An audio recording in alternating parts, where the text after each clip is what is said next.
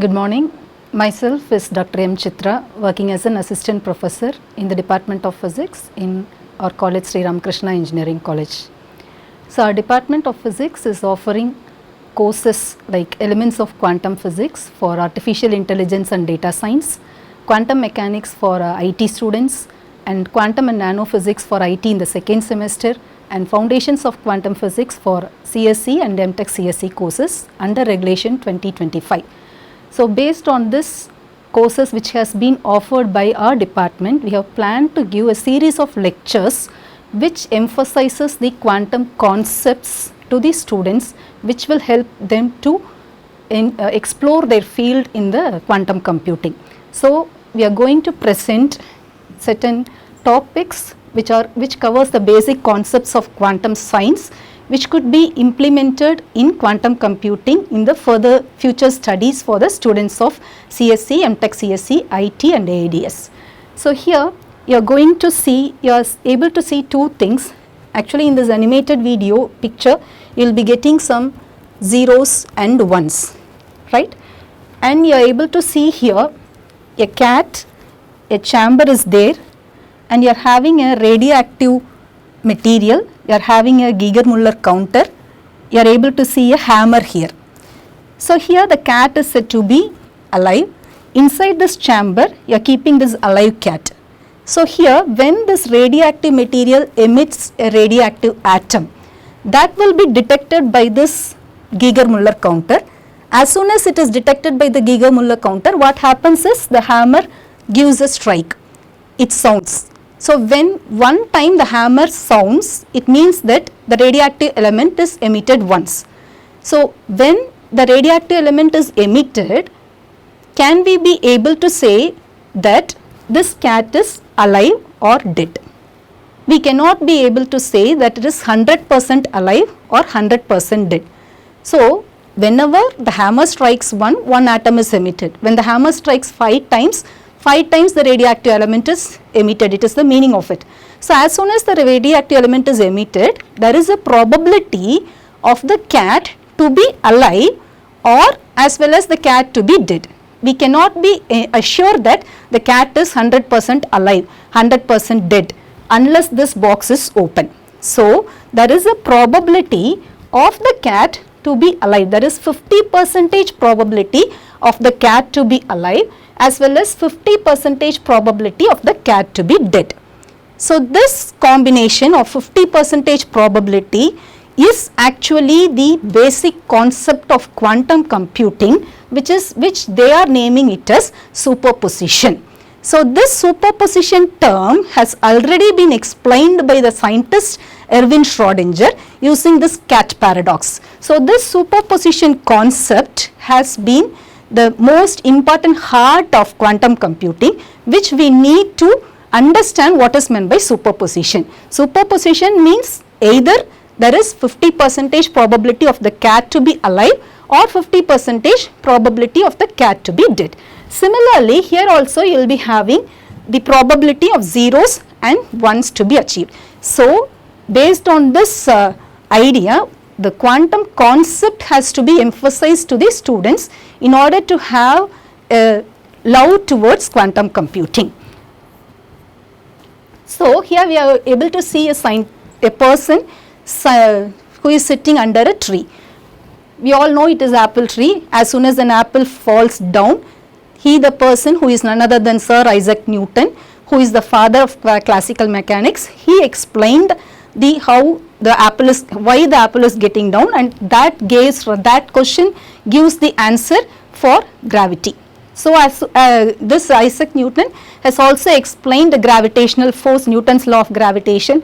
He has also explained, Sir Isaac Newton has also explained the 3 laws of motion. That is, first law, we all know what is the law of, first law we all know, when a body is said to be in a state of rest or of uniform motion, it will not be able to move unless an external force acts on it. So all the 3 laws have been explained by Newton based on classical mechanics. But what is the need of quantum mechanics? What is actually quantum, we must know.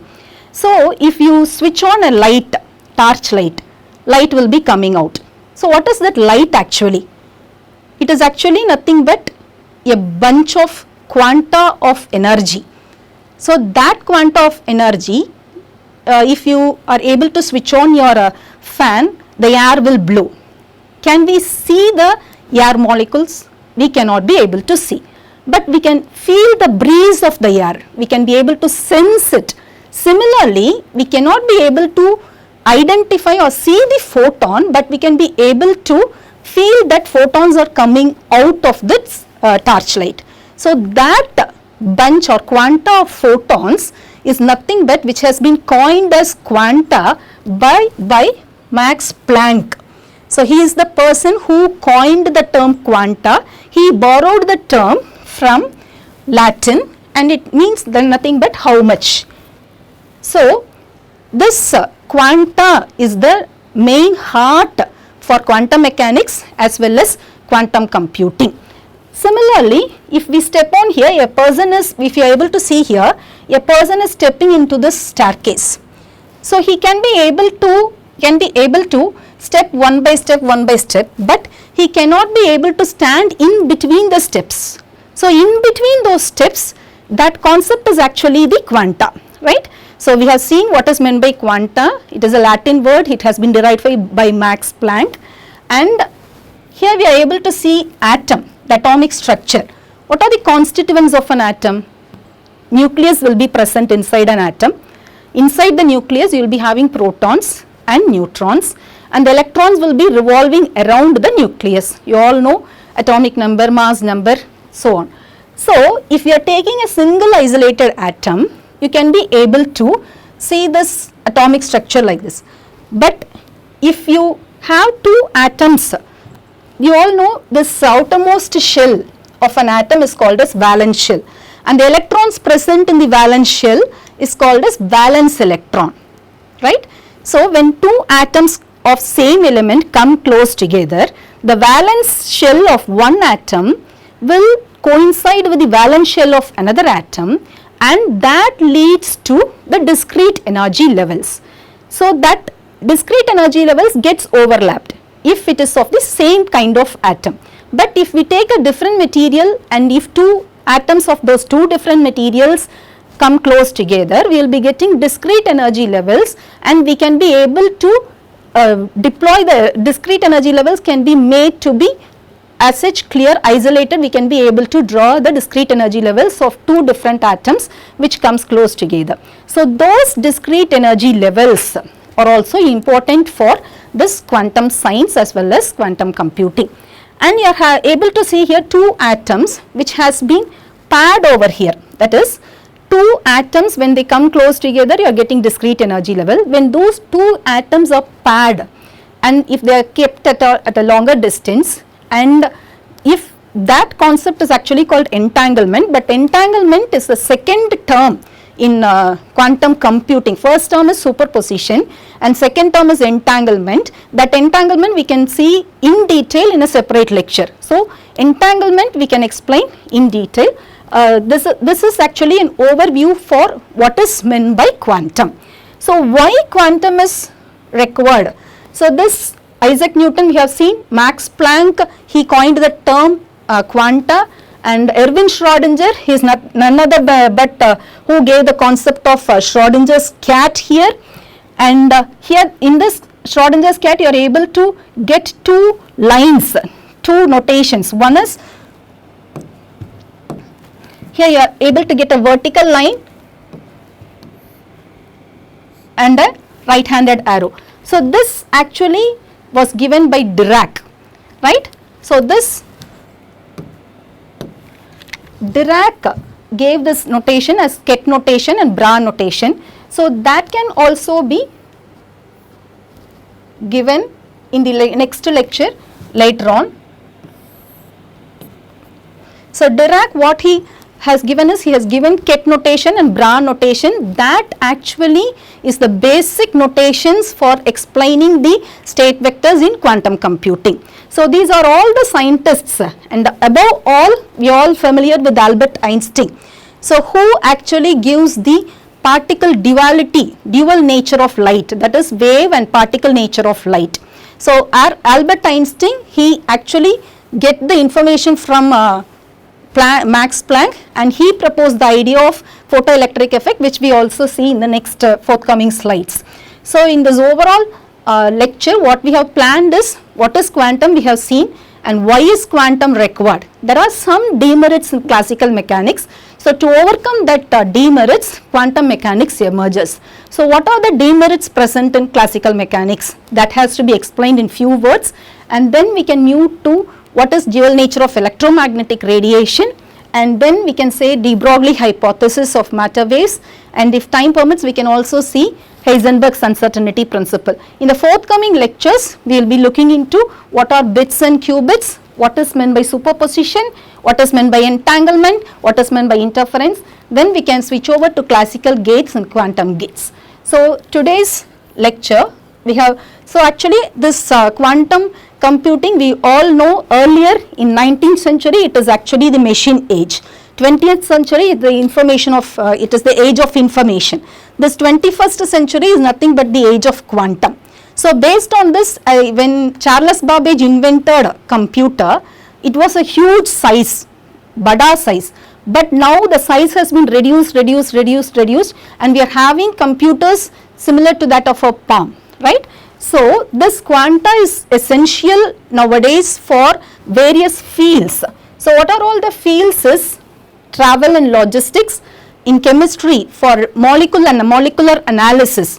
If we consider a single molecule, it can be done using so to a particular number of molecules it can be done using classical computers. But quantum computers are required in order to study a long chain of polymers, in order to invent a drug within a particular period of time. So at that time we need the help of quantum computers. Similarly in financial analysis, in data security, secured information for in defense sectors and in all places where secure data has to be transmitted from one place to the other place, this quantum computing emerges, which helps, which requires the knowledge of quantum science, which is none other than physics knowledge, right? So 2025 has been celebrated as International Year of Science and Technology. That is, last year has been celebrated as International Year of Quantum Science and Technology, and many events and many lectures have been organized by various sources, and nowadays also the lectures are continuing because the emerging field is quantum. So here what we are able to see is classical mechanics is Newtonian mechanics. It addresses various concepts. One is, as we have already seen, Newton's law of motion. Newton's law of motion, first law is which we have already explained, when a bodies will be in a state of rest or of uniform motion unless it is acted upon by another force. Second one defines the definition for momentum, that is rate of change of momentum is nothing but force, and you all know what is third law. Third law is for every action there will be an equal and opposite reaction. So all these things are explained by classical mechanics. All these things are macroscopic, hence it has been explained clearly by classical mechanics. Later on we also explained certain celestial movements of planetary objects, that has been explained by classical mechanics. It has also explained absolute mass, absolute space, absolute time, and so on. But certain things has not been addressed by classical mechanics. What are the things why there is a need for quanta is? So here you are able to see certain diagrams, that is the atoms, the stability of atoms is not explained by classical mechanics. So why this classical mechanics fails in certain cases like black body radiation, in specific heat of metals, why it was not able to explain is, it assumes that the energy is said to be continuous, but it is not so. As per quantum mechanics, the energy is said to be discrete, it is not continuous. So classical mechanics claims only continuous energy spectrum, but quantum mechanics said that the energy levels are said to be discrete. Here if you consider specific heat of metals, the thermal energy which is being emitted will be coming as discrete. So it classical mechanics fails to explain this concept of specific heat of metals also, both metals as well as gases. Black body radiation is also not explained by classical mechanics. You all know what is black body is a very vast topic. If time permits, we can have a separate lecture. Black body radiation is nothing but black body absorbs every radiation. It can't be able to emit, right? It emits only at particular temperatures. So that black body concept also explains based on the discrete energy levels. So it is not being addressed by classical mechanics. So the hint is, what are the things mainly it is not addressed by classical mechanics is, it doesn't hold in the region of atomic dimension, the stability of atoms is not explained, and the spectrum of black body radiation is not explained by classical mechanics. Specific heat of metals and gases is not explained by classical mechanics. Also, there are three more terms which was not addressed by this classical mechanics. One is photoelectric effect. So, what is photoelectric effect? This photoelectric effect was actually given as a theory paper, the invention by Albert Einstein. Albert Einstein, he is actually the king of quantum, we can say like that. So, there are three main papers being published by Albert Einstein in the year 1905. One is based on this photoelectric effect, second one is Brownian motion, and third one is theory of relativity. So, all these three papers he has published in the year 1905, and this Nobel Prize has been awarded to Albert Einstein in the year 1921 for this photoelectric effect only, right. So, photoelectric effect is nothing but photons, is nothing but light. That has been converted into electrical energy. So, the light photons are nothing but packets of energy, quanta of energy. He get the knowledge from Max Planck, and photoelectric effect was not able to explain by classical mechanics because it involves the quanta of energy. Why the second thing is, this classical mechanics was not able to explain the Raman effect. So, why Raman effect is not being explained? Because in Raman effect, what happens is, there will be a shift or change in the wavelength when compared to the incident light as well as the light which is being scattered. So, if we come over here in Raman spectra, you will be having the energy levels like this. This is, if you consider this as ground state, this is 0, this is 1, this is 2, this is 3. These are the two energy levels which we can name it as E1 and E2. So, when a light photon is incident on the ground state, the atom will observe and it moves from zeroth state to and it moves to the excited state, right. Similarly, it can observe the energy of h nu and it moves from first state and it moves to the energy E2. So, light photon of energy h nu is incident on an atom. The atom in the zeroth state observes this energy and moves to the excited state E1. The atom in the state 1 observes the energy and moves to the excited state E2. So, when the wavelength of the energy of incident radiation and the energy of scattered radiation is same. For example, if this atom which goes up returns back to the ground state, right, ground state, the atom moves from zeroth state, goes to E1, the same atom from E1 comes back to the ground state. There will be no loss of energy. So, the incoming energy has been liberated out or it is scattered out, and that concept is actually called as Rayleigh scattering. Similarly, if not, this is actually your Rayleigh scattering. Similarly, if not, the atom which moves from 0 and moves to E1, if this comes and stays back in the first energy level in the ground state, when it moves from 0th ground state to E1, return back to the same 0th level, it is called Rayleigh scattering. But if not, it moves from 0th level, moves to E1, but it doesn't come back to 0th level, but it stay back in the first energy level itself. So there will be some loss of energy. So that gives rise to Stokes line. Similarly, if you consider the second atom which moves from the first energy level to E2 and it come back to 0th energy level. Here you are having three categories. One is from 0 to E1 returning back to 0. The second is from 0 to E1 but it is not returning to 0, it returns only to 1. So that results in Stokes scattering. The atom which goes from 1 to E2, it doesn't come back to 1, it comes back to 0. So there will be some increase in energy.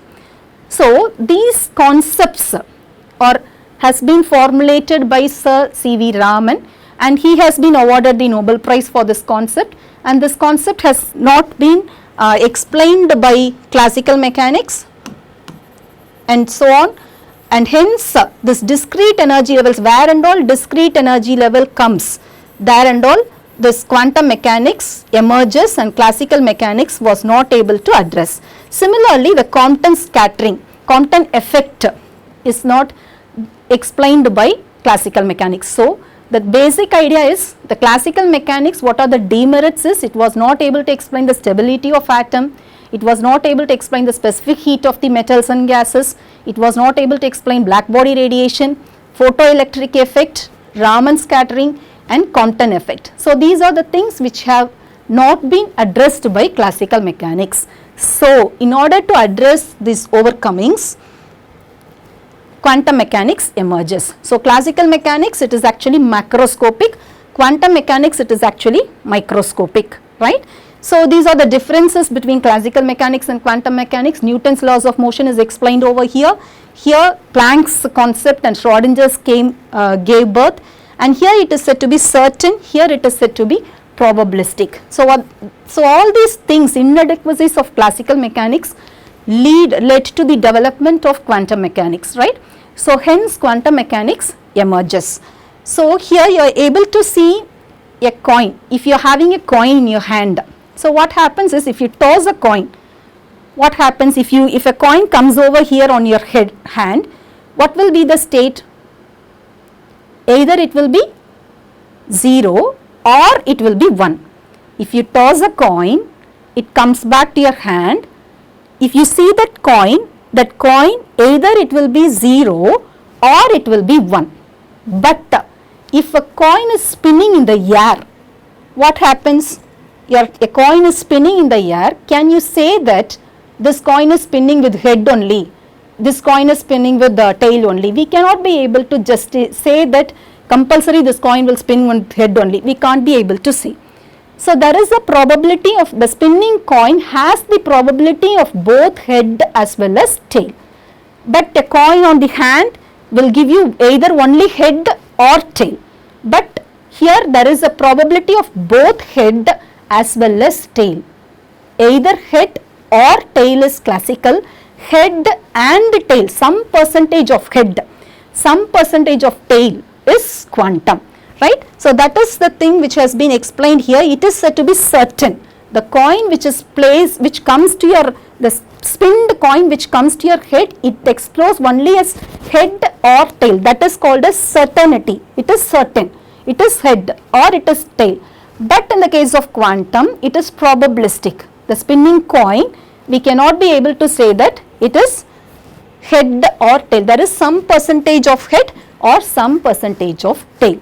So this concept gives the term for superposition, which we have already emphasized in Schrodinger's cat, what is dead cat and what is alive cat. Similarly, a spinning coin or is an example which we can be able to real time example which says that it is head or tail, right. It is not head, either it will be some percentage of head will be there or some percentage of tail will be there.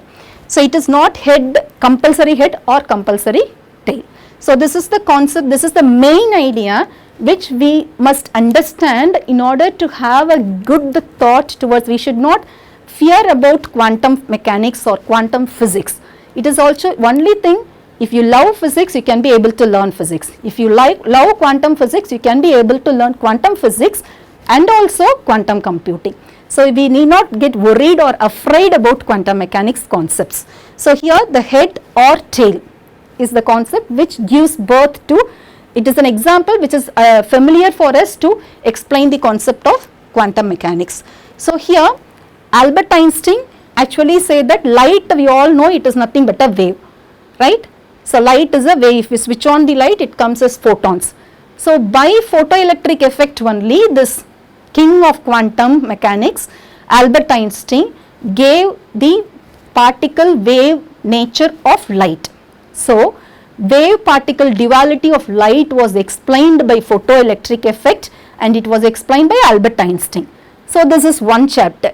De Broglie is the next person who came and he raised a question, light which is a wave, it can act as a particle. Why not an electron which is a matter particle, why not it act as a wave, right? This is the question explained by De Broglie and he gave the concept of De Broglie hypothesis. So these are the things which we have explained in terms of words.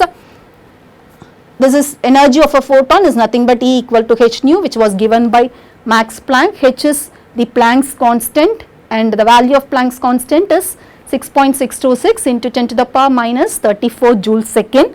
Based on this Planck's law, E equal to h nu, and getting the information from Albert Einstein, who gave the equation mass energy relation E equal to mc square.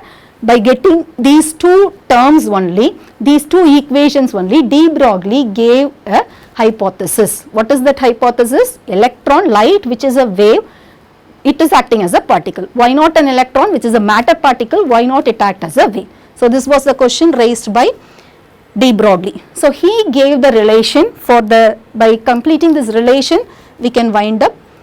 He gave the relation Max, this is actually we can wind up by completing having this relation of E equal to mc square and E equal to h nu, how does De Broglie had derived a expression. So we all know E is equal to mc square. This is actually Einstein's mass energy relation and Planck's law is E is equal to h nu. So this is mass, this is the velocity of light, this is Planck's constant, this is nu is the frequency. And we all know the relation connecting this frequency, C is equal to nu lambda. So if you substitute the value of nu in this, this is equation number 1 and this is equation number 2. If you equate these two, you can get mc square is equal to h nu. So if you substitute the value of nu here, you will be getting hc by lambda. So if the c is the velocity of light, here c, so the expression will be reduced to lambda is equal to h by mc. If we equate these two, this c will get cancelled, lambda comes to the left hand side, h is remaining here, mc comes over here. So this is the concept for light photon. So De Broglie said that this velocity c can be replaced by means of the velocity of the particle and we can have it as mv. So this is called as the velocity of electron. So lambda is equal to h by mv. So this, what is the product of mass and velocity? It is nothing but momentum. So this is the concept, lambda is equal to h divided by p, momentum. So this De Broglie hypothesis was given by, and this equation has been given by De Broglie and he has related the wavelength of the photon which is h by the momentum of photon and he has equated in such a way that the wavelength of electron will be equal to the Planck's constant divided by the momentum of electron.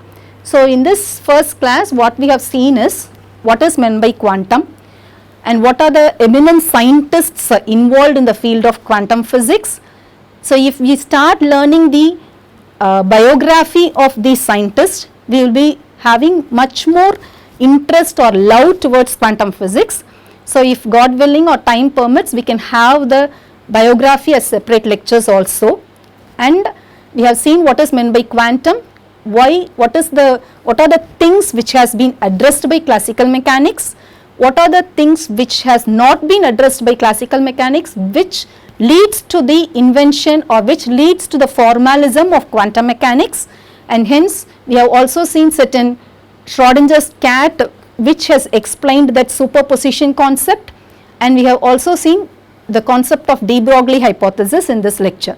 So, in the forthcoming lectures we will be having certain topics which is Heisenberg's uncertainty principle, and later on we can have what are bits and qubits. Schrodinger's cat we have already explained. So, Heisenberg's uncertainty principle we can have later. Schrodinger's cat has already been explained. So, Schrodinger's cat experiment is actually the cat paradox, which is the basic thing which we can understand easily, the concept of superposition.